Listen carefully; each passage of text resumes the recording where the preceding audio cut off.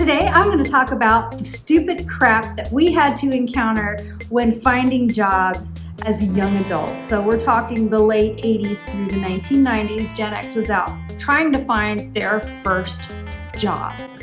Hi, I am Ms. Gen Exodus. You found my channel, and here I talk about all things Gen X, or pretty much whatever I feel like talking about. Welcome.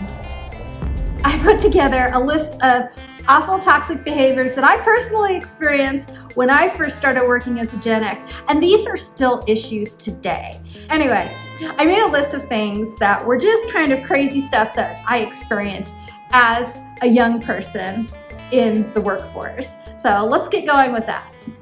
So when Gen X entered the workforce, we were kind of in a changing employment dynamic in the United States at that time. I graduated high school in 1987.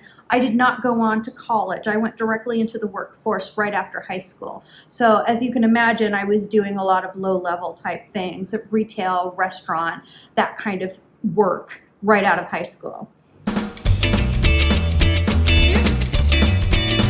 One of the things that I would encounter, I called it the check is in the mail, or chase the check. This is a common game that a lot of employers play with their employees. This is the one where the employer calls you on payday to say that the payroll checks are not going to be dropped off today. We just went ahead and mailed them, so they're going to be in your mailbox at home. Great. You check your mailbox. You check your mailbox for 2 weeks. In the meantime, you're still working for this employer, right? No check. You call your employer up. You're like, man, you know, I've got a real problem. My landlord says they really would like you to give me my paycheck, please, please. So then they say, well, we mailed it out to you. I don't know what happened. Okay. Fine, just cut me a new check. Okay, we will have a new check ready for you tomorrow at work. You can pick it up at work. And then suddenly, no check, no check. I let this go on for over a month before I just walked away from that job. I ended up having to sue them through the Bureau of Labor and Industries in order to get paid for the work that I had done at that job. They never paid me on their own. When I got my paycheck a year later, from the Bureau of Labor and Industries, it was for minimum wage, which at the time was $3.45 an hour. So they didn't even pay me what they owed me. Anyhow, now one of my least favorite games, chase the check.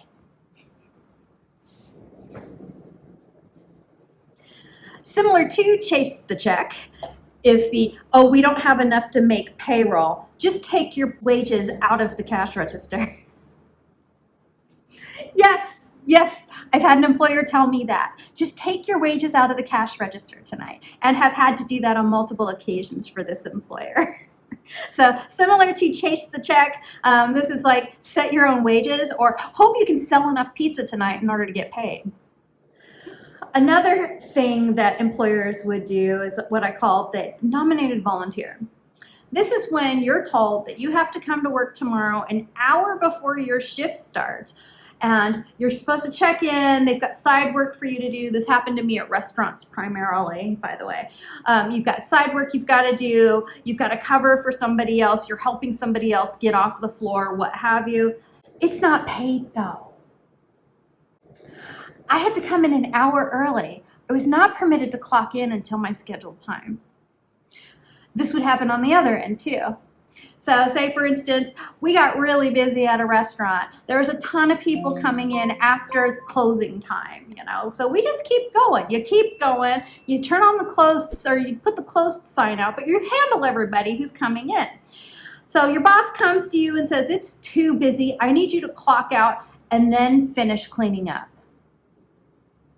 Yeah, happened all the time. I don't want to clock out. I'm still working. I'm not done. And she would clarify and say, oh no, that's fine. Finish your work, but first clock out.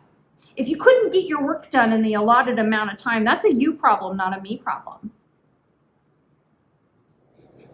One of the biggest BS things that employers would do to us as Gen Xers is what I would call the vanishing schedule. You don't get fired. You don't get suspended. None of that. No. They just take your name off the schedule. Here's how the vanishing schedule works.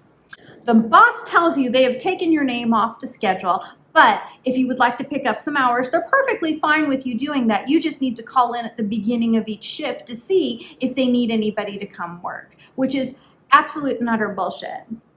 Happened all the time though. There's the other thing that Gen X had to deal with in the workplace. I call it the retirement rug pull.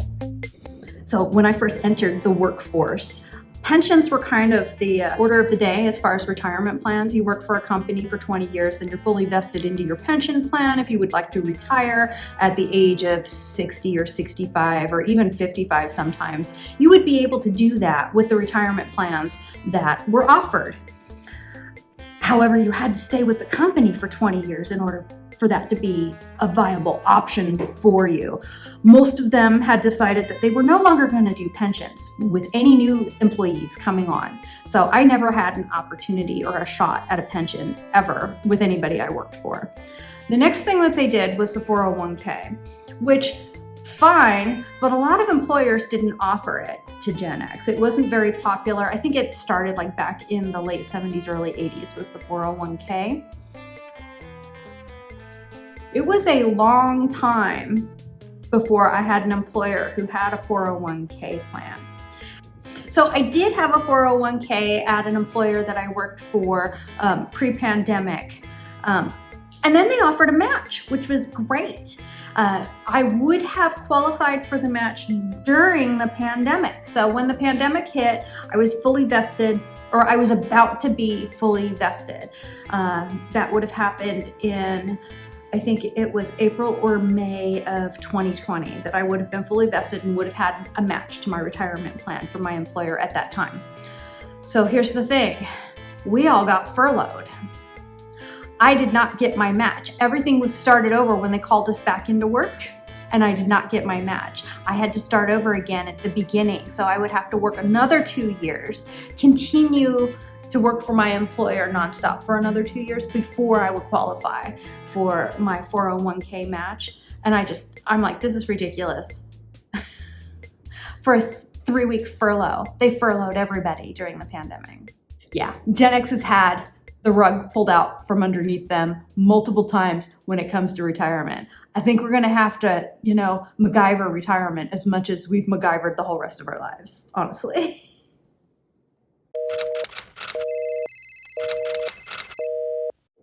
So when you're first out there, you're looking for a job, you're not really sure. So you start going to employment firms. Could be in manufacturing or administration, or, there's a variety of different jobs that you could work as a temp worker.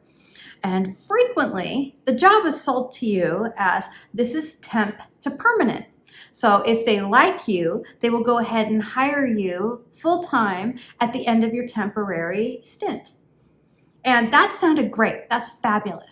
So you go, you do the 6 months or whatever it is that the temp work was, and the temp agency calls you up and says, good news, they wanted to go ahead and renew. And I'm like, they want to take me on as a permanent worker? No. They want you to continue to work as a temp for them. They really like you. I think after the end of this 6 months, it should be great. They will go ahead and take you on full time. So I talked to my supervisor at the temp agency. I talked to my supervisor at the job. Yes, we love what you're doing. You're doing great. We just don't have any room in the budget right now to take you on as a permanent worker. So go ahead and keep doing what you're doing. After the third time they did this, I started thinking about, I don't think they're going to hire me. They would have to pay me more. They would have to give me benefits. I don't think they're going to hire me. I don't think it's going to happen. And it didn't. And a lot of people in my age group experienced the permanent temporary worker situation. This is old hat now. Anybody who works for Amazon, is working at, they don't work for Amazon. They don't work for Nike. They work for the temp employment agency that supplies the contract workers who actually work at Amazon or work at Nike or work at Microsoft or wherever. Honestly, I find it really shady, and I wish they would knock it off, and I wish it was made illegal. and the cycle goes on. The temporary to permanent position is a permanent temporary position. Make no mistake. They don't want to pay you more, and they're not gonna.